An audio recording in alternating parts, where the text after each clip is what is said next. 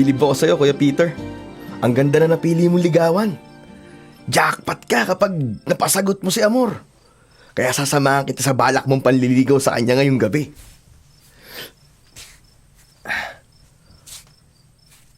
Oh, paano ka, Kuya? Bakit bigla mong ginawa ka ng ulo mo? Oh, Kuya, bakit tila namimilipit ka sa sakit? Kuya Peter! Kuya! Diyos ko, hindi na tumitibok ang pulso ng kapatid ko. Hindi na siya humihinga. Patay na siya!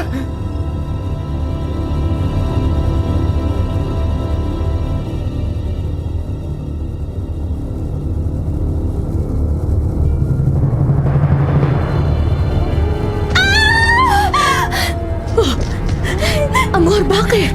Inay, bakit parang takot na takot ka? At nanginginig pa ang katawan mong yumakap sa akin? Tingnan niyo sa pinakahigaan natin. Ha? Ano yan? Manikang basahan? Nagising na lang ho ako na nasa tabi ko ang manikang basahan na yan. Na may nakatusok na karayom sa ulo. Bakit biglang nagkaroon ng manikang basahan dito sa kwarto? Hindi ko ho alam, Inay. Nakakatakot ang manikang basahan na yan. Nakakakilabot.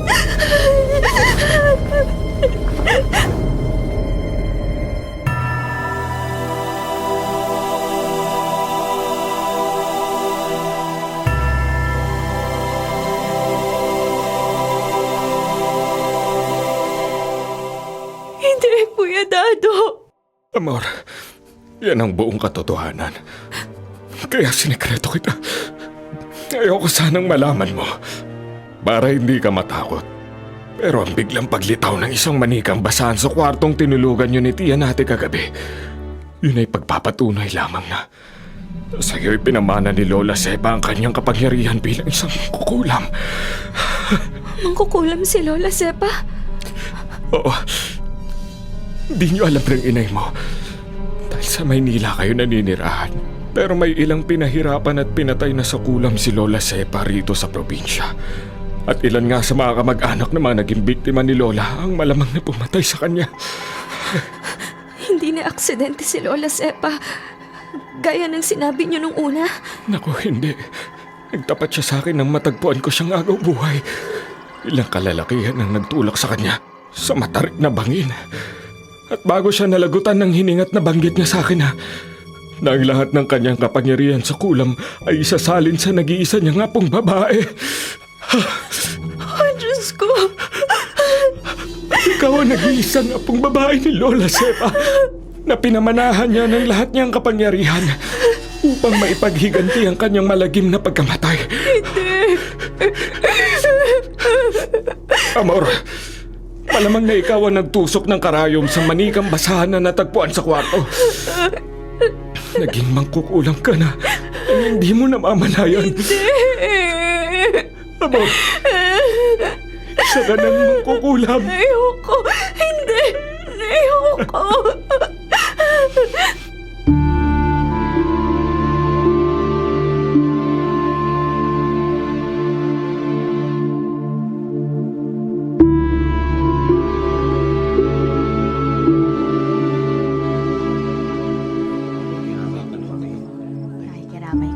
Nakikiramay ako, Chris. Kapitan Tano. Salamat po. Ay, kiramay po kami. Totoo ba ang balita ko? Nakinulam ang Kuya Peter mo? Ganun ho ang usap-usapan ng iba nating kabarangay. Naniniwala ka ba sa kulam? Dati ho hindi. Pero lahat po ng doktor sa ospital na pinagdalan ko kay Kuya, walang makitang dahilan ng biglaang pagkamatay ng kapatid ko. Kaya alamin ko kung totoong hinala ng iba na mga kalugar natin. Paano kapag napatunayan mong kinulam nga ang kuya mo? Mananagot ho ang mangkukulam na yun. Buhay ng kapatid kong kanyang inutang. Buhay din ho niya ang dapat na maging kabayaran.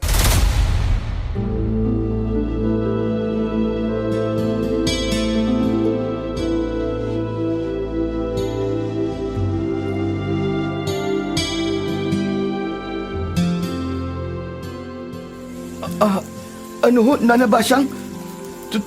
Totoong kinulam ang kuya ko? Oo, Chris. Natitiyak ko. Kaya nagpaiwan ako rito sa sementeryo matapos mailibing ang kapatid mo para makausap kita ng sarilinan. Pero paano niyo po natiyak na... Nung nakaburo lang kapatid mo, lihim akong nag-orasyon sa tabi ng kanyang bangkay. Kaya natiyak kong kinulam siya. Ang hindi ko lang matiyak kung sino ang kumulam sa kanya. Hindi bali ho, Nana Basyang. Ngayong natiyak ko na ang totoo sa pagkamatay ng kuya ko, kikilos na ako para maipaghiganti ang kuya ko.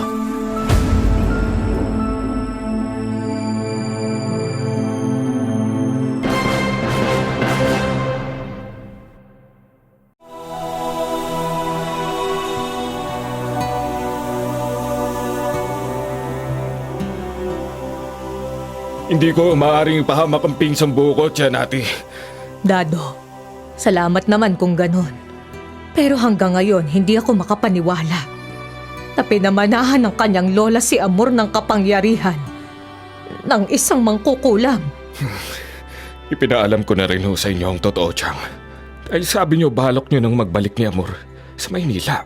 Oo, nagpunta lang naman kaming mag-ina rito para dumalo sa lamay at libing ng lola mo at hintayin ng pasyam sa kanya.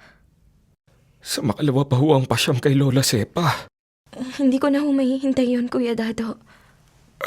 Amor, Habang nagtatagal kami ni Inay rito sa probinsya, pakiramdam ko, mamamatay ako sa takot. hindi ko kayo pipigilan, Amor. Kahit alam ko na hindi kayo dapat umalis rito. Bakit hindi kami dapat umalis dito, Dado? Chang, kapag hindi ho natupad ni Amor ang nais mangyari ni Lola Sepa, ay ipaghiganti siya sa mga pumatay sa kanya. Naku, malamang hindi pa tatahimikin ang kaluluwan ni Lola si Amor.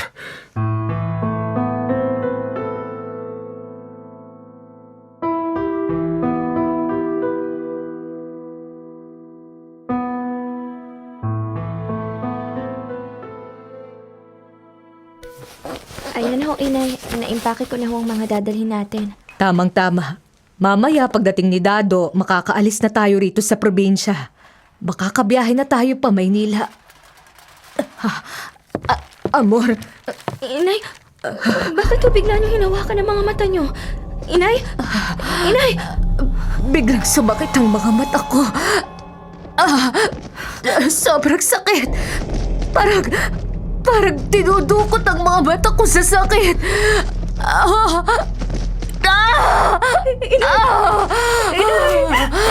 Amor! Tiyanati! Kuya Dado, mabuti dumating ka na. Dado, tulungan mo ako. Bakit kayo umiiyak na mag-ina? Chang! Tiyanati! Napapano ho kayo? Biglang kumerot ang mga mata ko. O ano ho nangyayari sa inyo? Hindi namin alam, Kuya Dado. Nag-iimpake kami ng mga dadalhin pauwi sa Maynila. Nang bigla na lang namilipit si Inay sa sakit ng mga mata. Diyos ko! Bakit ganito? Madilim ang paligid. Hindi na ako makakita.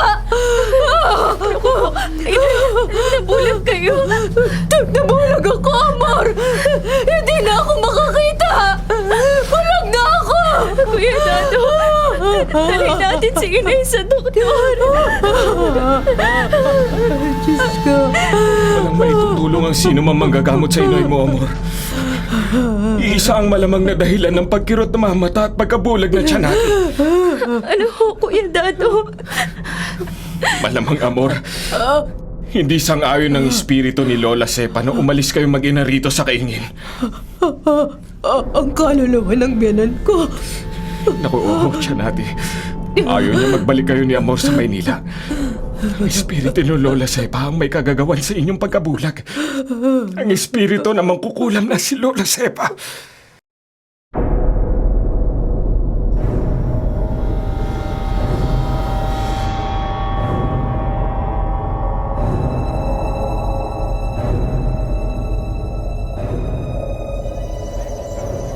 Bakit pursigido kang hanapin at makilala ang mangkukulam na pumatay sa kapatid mo, Chris?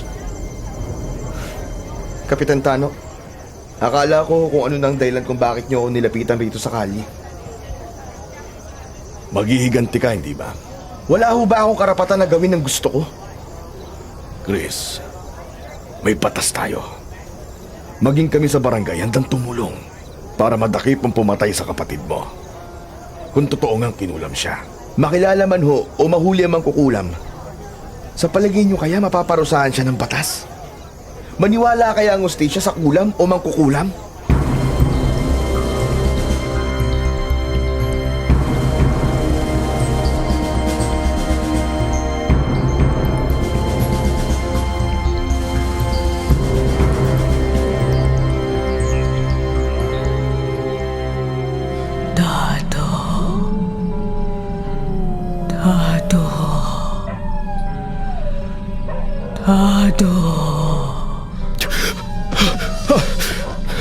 May kasama ko dito sa kwarto ko.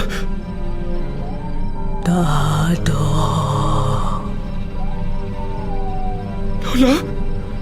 Lola Sepa?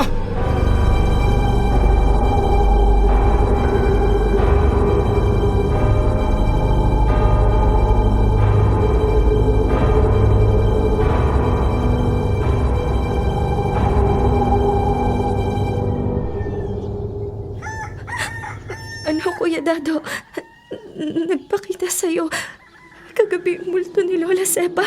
Oo, amor. Anong sabi sa'yo ng kaluluwa ng lola mo, Dado? Inamin ho niya siya natin. Siya nga ang may kagagawan sa inyong pag-abulag. Wala kang nagagawang kasalanan sa kanya. Manunumbalik lang daw ang inyong mga paningin. Kung mananatili kayo rito sa kaingin. Pero nasa Maynila ang aming kabuhayan at mga ari-ari ang naiwan ng yumaong si Itay.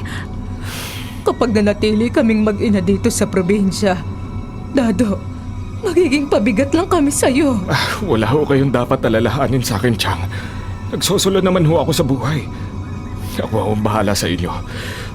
Sino man ho magtangka ng masama sa inyo ay dadaan muna sa ibabaw ng aking bangkay.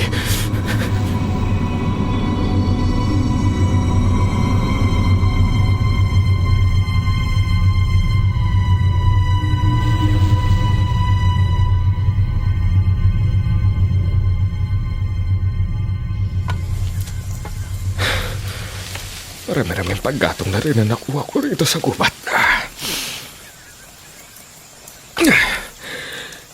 Bibikisin ko na lamang to para maiuwi ko na. Ay, ibang tao rito sa gubat.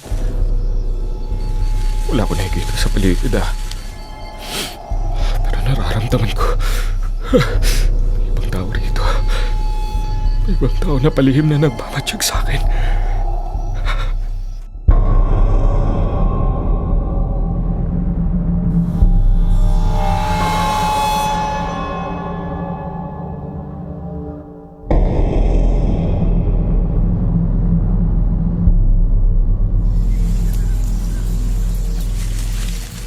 Huminto si Dado sa pagputol ng mga kahoy sa di kalayuan. At nagpapalinga-linga siya. Malamang, naramdaman niyang may ibang tao rito sa gubat maliban sa kanya. Naramdaman niyang may lihim na nagmamanman sa kanya.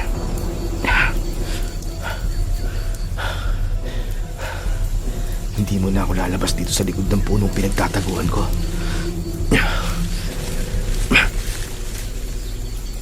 Ayun. Lumakad si Dado papalayo. Teka. Susundan ko siya.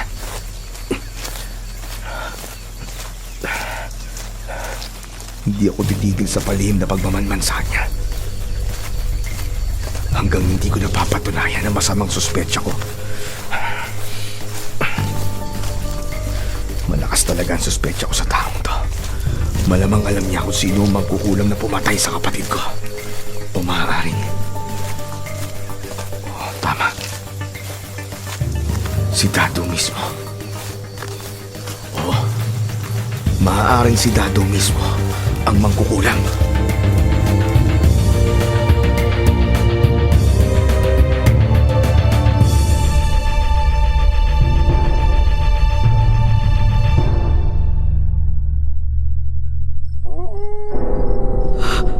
Nakakatakot naman ang alulong ng asong yun, Amor.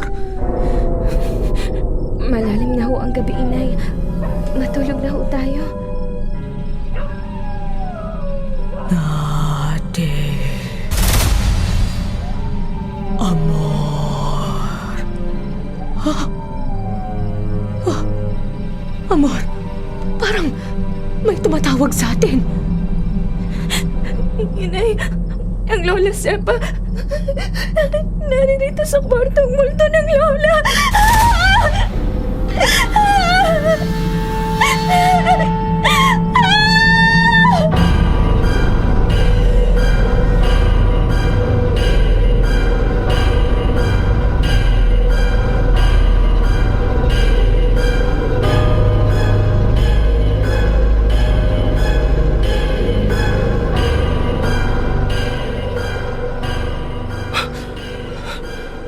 Mukhang magbubunga ang pagmamatsyag ko rito sa tinitira ni Dado ah. Mukhang may sumigaw na babae sa bahay niya. Mananatili muna ako nakatago rito sa likod ng halaman. Maghihintay ako ng pagkakataon. At kapag napatunayan kung tama ang suspetsya ko, na si Dado nga ang mangkukulam na pumatay sa kapatid ko, matitikman niya ang paghihiganti ko. Itatara ko ang kutsilyong to sa katawan niya. Papatayin ko si Dado. Kakatayin ko siya.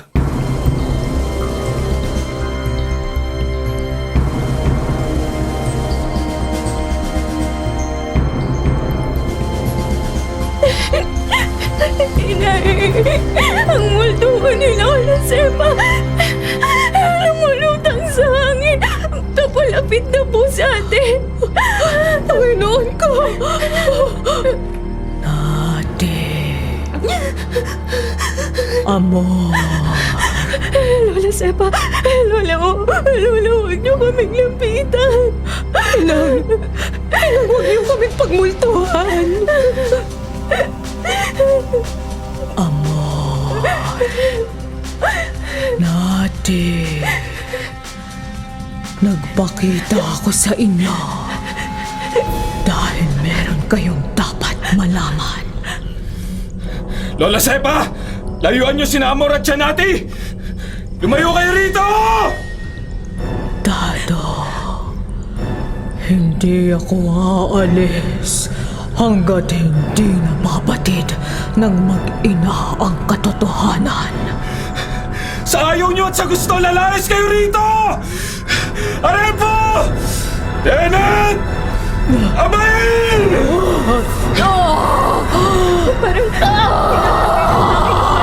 Lola Sepa.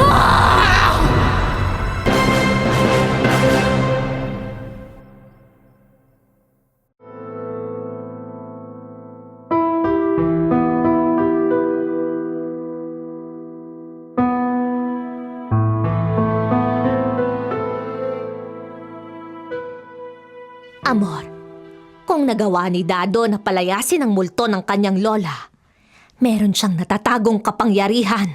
Nana Basyang, natutuhan daw po ng pinsan kong pangontra sa mga espiritu nung nabubuhay pa si Lola Sepa. Sana isinama mo si Dado sa pagparito. Nakasama ko ho siya kanina sa ospital nang mapakiusapan ko siyang patingnan namin sa doktor ang inay ko, pero hindi ho alam ni Kuya Dado na lumapit ako sa inyo ngayon. Bakit? Ayaw ho niya na humingi kami ng inay ko ng tulong sa inyo. Ayaw ni Dado. Gayong nabulag na ang iyong ina. Hindi ko nga ho maintindihan ng pinsan kong yun eh. Amor, kilala ako ng pinsan mo. Batid niyang marami na akong natulungan. At maaari kong matulungan ng iyong ina. May nakapagsabi nga ho sa akin na baka magamot niyo yung pagkabulag ng inay ko. Kaya ho naparito ko sa inyo. Kung ayaw ni Dado na lumapit sa akin ang kanyang tiya, paano? Paano ko magagamot ang iyong inay?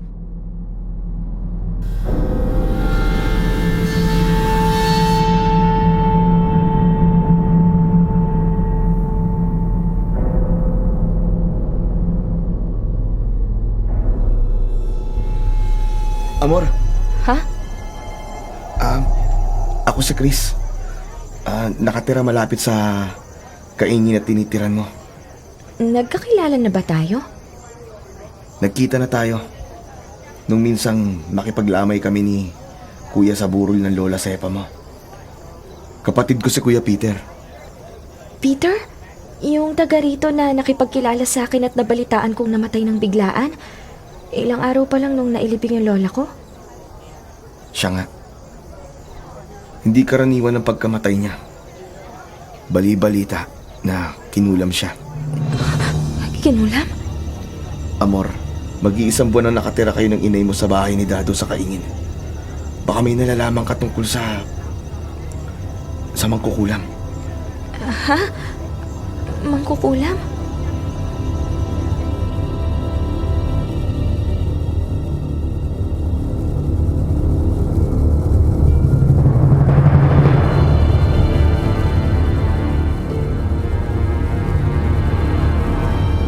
Anong may paglilingkod ko sa'yo, Amor?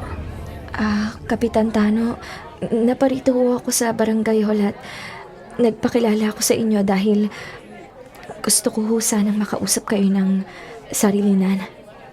Tungkol saan? Hindi ko na ho kasi alam ang gagawin ko.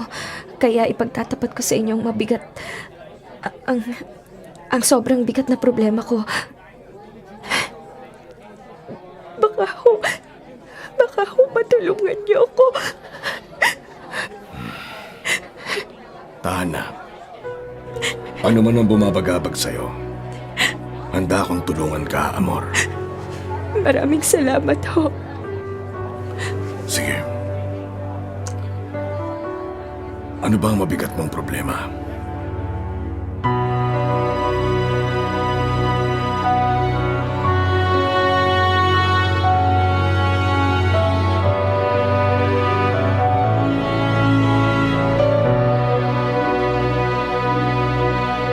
Maliwanag ang narinig kong lihim sa barangay hall.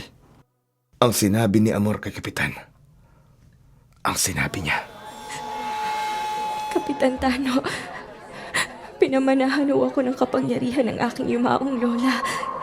Labag ho sa loob ko na pinamanahan niya ako ng kapangyarihan ng isang mangkukulam.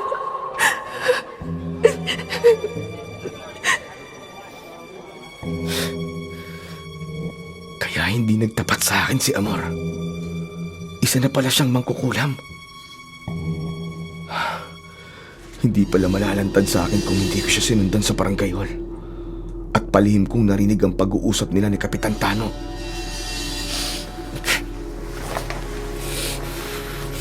Manda ka, Amor. Kapag napatunayan kong may kinalaman ka sa pagkamatay ng kapatid ko, na ikaw ang kumulam at pumatay sa kanya, hindi ako mangingiming gamitin sa iyo ang matalas na to. Hindi ako mangingiming pumatay at kumatay ng isang mangkukulam.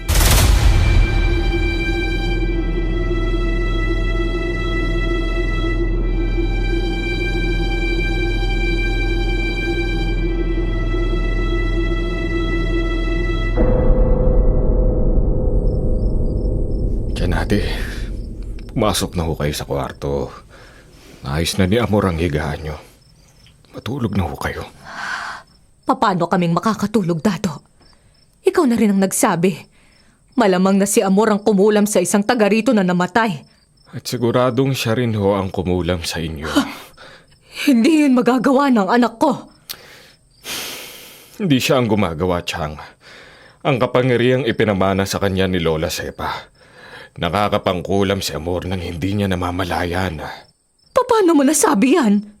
Chang, hindi niyo makikita dahil bulag na kayo.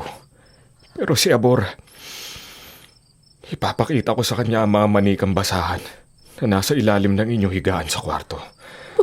Paano magkakaroon ng mga manikang basahan sa ilalim ng higaan namin? Hindi ko rin ho malaman. Si Amor lamang ang makakasagot niyan, Chang. Dahil nananalaytay sa kanya maugat ang dugo ng isang makapangyarihang mangkukulam.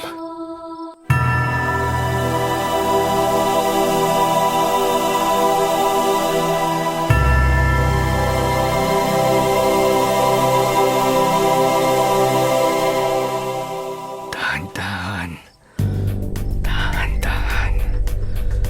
Maingat akong lalapit sa bahay ni Dado.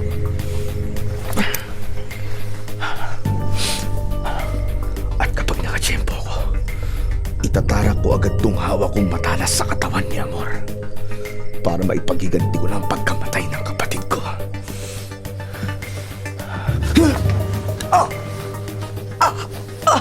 Ang tiyan ko!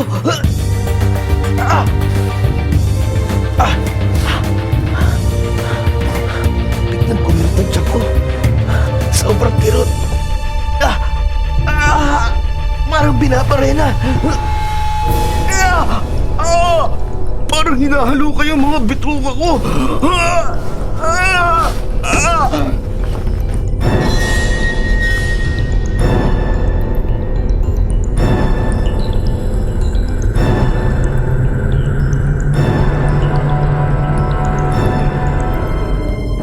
Diyos ko!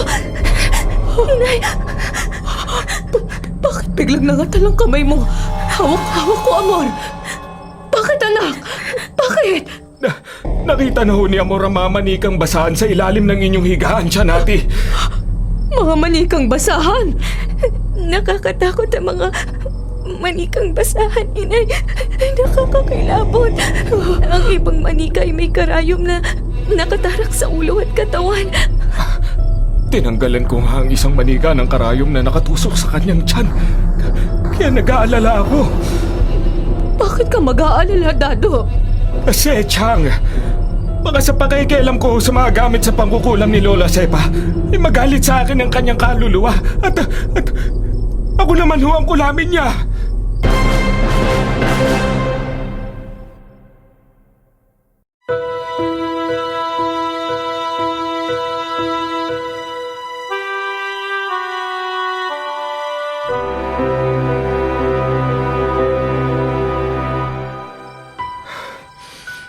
Kakagat na naman ang dilim, Amor. Tiyanati.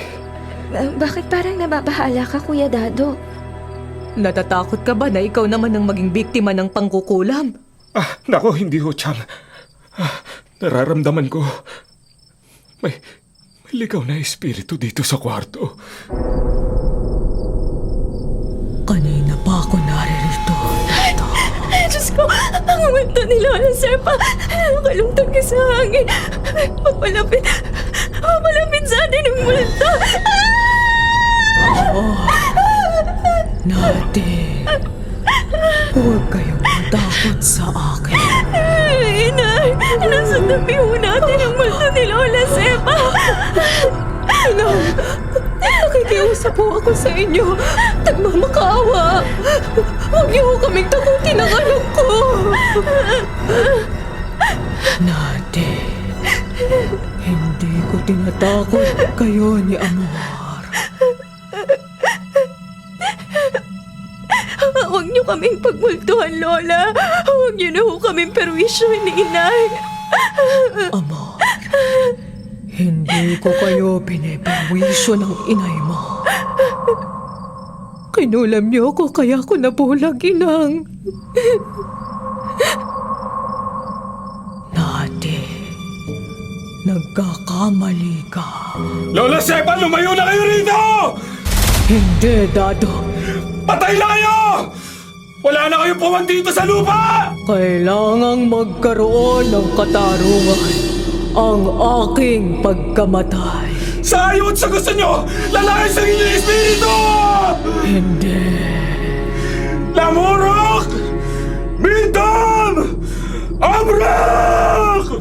Hindi na ako papayag ipagtabuyan at palayasin ang iyong kapangyarihan. Lalabanan kita, Dado! Kapangyarihan! Laban sa kapangyarihan! Salva! Abak! Abain! Patay na kayo, Lola Sepa! Isa ka na lamang multo! Kaluluwa! Hindi nyo kayang kontrahin at daigin ang kapangyarihan ng gaya kumuhay! Hindi!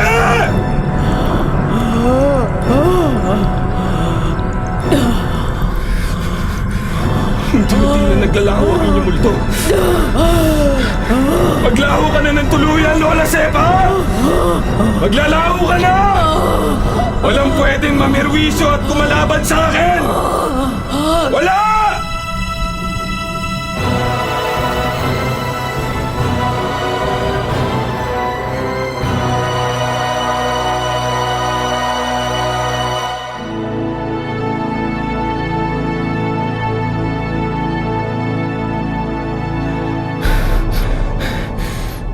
Sinanaba siyang... alam kong may kapangyarihan siya bilang isang albularyo. Tinutulungan niya si Amor. Pero hindi niya kayang daigin ang kapangyarihan ko. Hawak ko ang manikang basahan. Inorasyonan ko bilang replika ng pagkatao niya. Nararamdaman ko na ba siyang nakakalaban mo ko. Gamit mo ang iyong kapangyarihan laban sa akin. Kaya bago ka pa maging hadlang sa lahat ng mga plano ko, itatara ko na ang karayom sa lalamunan mo. Kukulamin na kita sa pamamagitan ng replika mong manikang basahan. Paulit-ulit kitang kukulamin hanggang sa mamatay ka.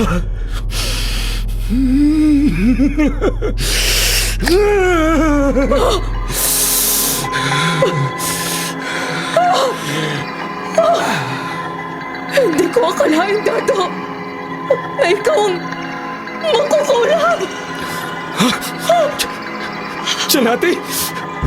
Akala mo siguro, tulog na rin akong gaya ni Amor sa kwarto. Kaya dahan-dahan kang lumabas sa pinto sa kusina. Hindi ko pa malalaman ang totoo kung hindi ako nagising ng mamalayat ko ang maingat mong paglabas ng bahay. Kung hindi ako nagduda ng masama sa'yo. Kaya palihim kitang sinundan dito sa likod bahay. Walang silbi ang pagkakatuklas mo sa lihim ko, Tsanati. Dahil may replika ka na rin sa mga hawak kong manikang basahan. Kukulamin mo rin ako. Minsan nakitang kinulam ng bulaging kita. Ikaw! Ikaw ang kumulam at bumulag sa akin! Oo. At tutuluyan na kita ngayon. Itatara ko ang karayom sa bungo ng replika mong manikang basahan. Papatayin na kita, Tsanati! Papatayin na kita sa kulang! Sige, Tsanati! Sige! Mamatay ka!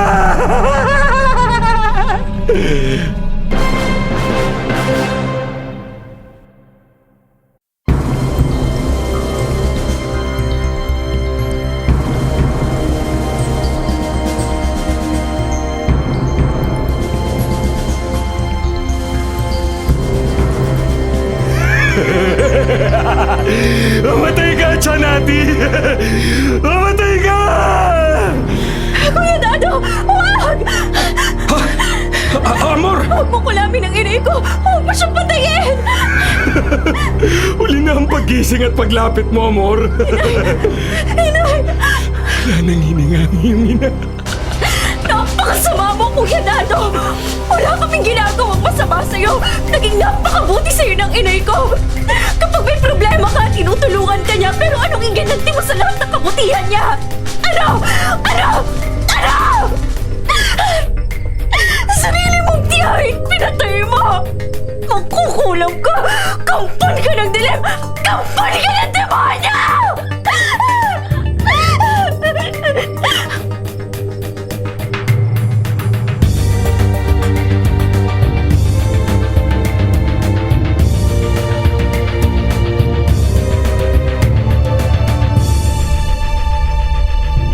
Nana Basyang, maupo ka muna rito sa bangko.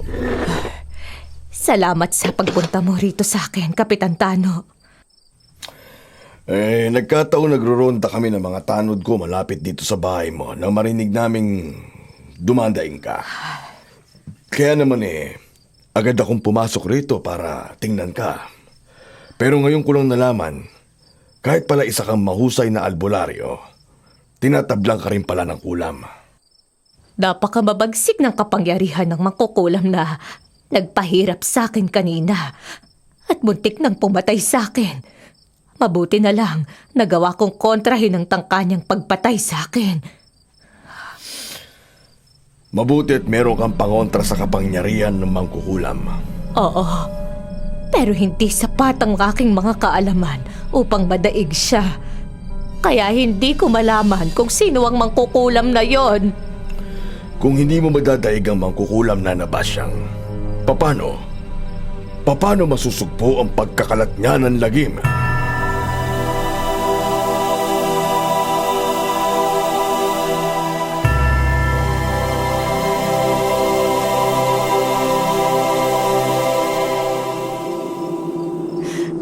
Kuya Dado, wala kang awa. Wala kang puso. Wala kang kaluluwa. Patutunayan ko ang mga sinabi mong yan, amor. Nakikita ko, mahawa kong manikang basahan na ito. Nareplika to ng mga taong nais kong patayin. Ipapakita ko sa'yo. Sabay-sabay kong tatarakan ng karayom sa katawan ng mga manikang basahan. Sabay-sabay kong kukulamin ng lahat ng taong kinabibigatan ko ng dugo. Lahat sila papatayin ko sa kulam. Papatayin ko ng ganito!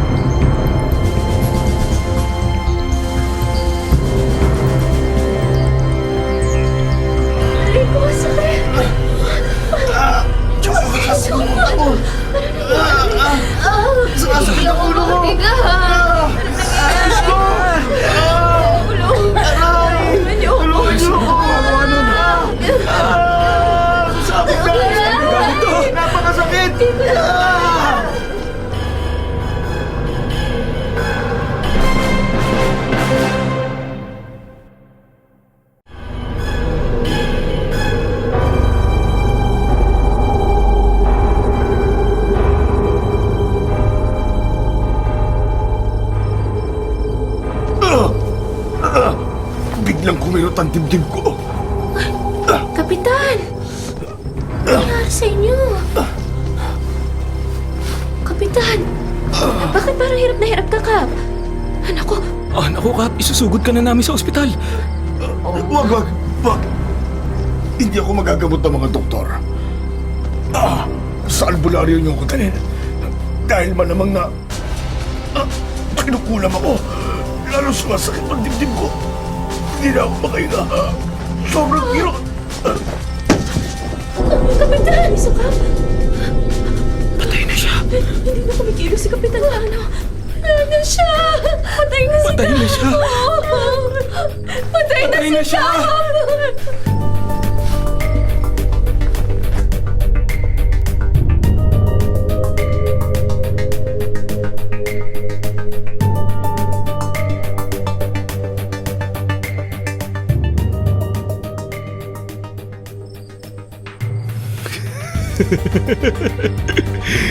Marami na ako nakulam, amor.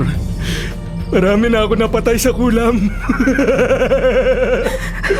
Bakit mo ginagawang lahat ng to, Kuya Dado? Bakit? Bakit? Bakit? Wala akong pinag-aralan, amor. Mahirap lamang ako. At kapos sa maraming bagay. Kaya naghangad ako magkaroon ng kapangyarihan upang mapasakin ang lahat ng naisin ko. Lahat. Kaya ginawa kong lahat upang maagaw ko ang lahat ng kapangyarihan ni Lola Sepa. Sukdang patayin ko siya! Ikaw ang pumatay kay Lola? Ako nga. Matapos kong lihim na pag-aralang mabuti kung papaano masasalin sa akin ang lahat niyang kapangyarihan, inihulog ko siya sa matarik na bangin. Baliw ka na, Kuya Dado.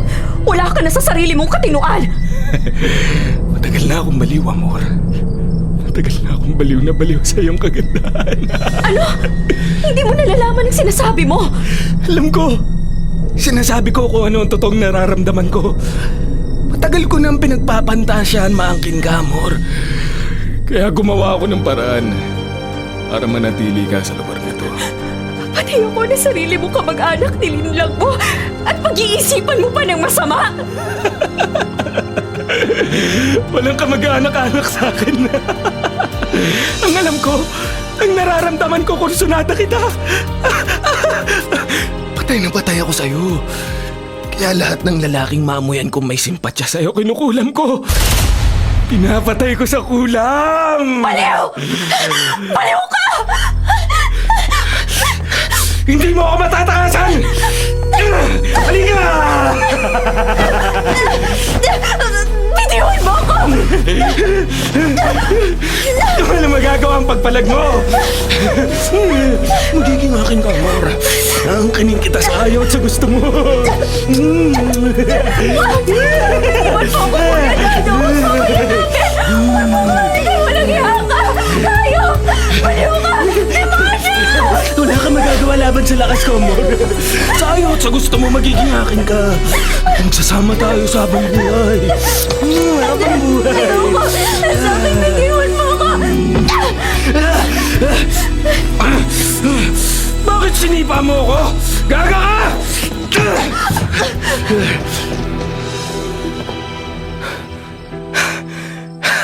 Ngayon, Amor.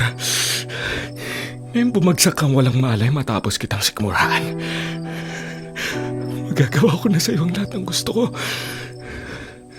Maangkin ko na. Mapagsasawaan ko na ang iyong katawan.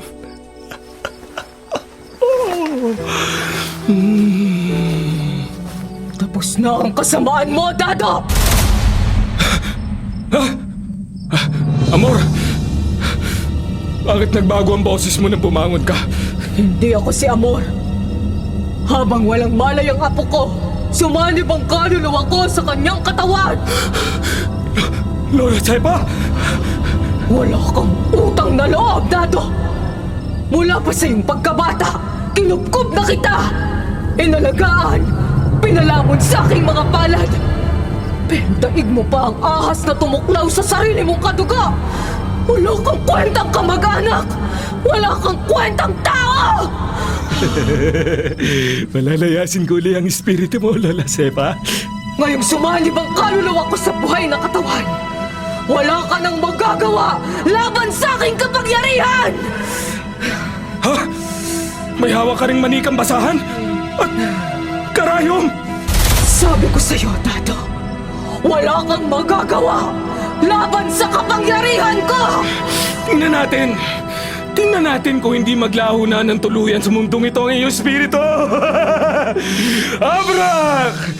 Arapo! Danat! Kukulamin na kita, Dado! Paulit-ulit kong tatarakan ng karayom ang ulo ng manikang basahan na replika ng pagkatao mo! Bilang ganti ko sa ginawa mong pagpaslang sa akin, kukulamin na kita! Papatayin kita sa kulam!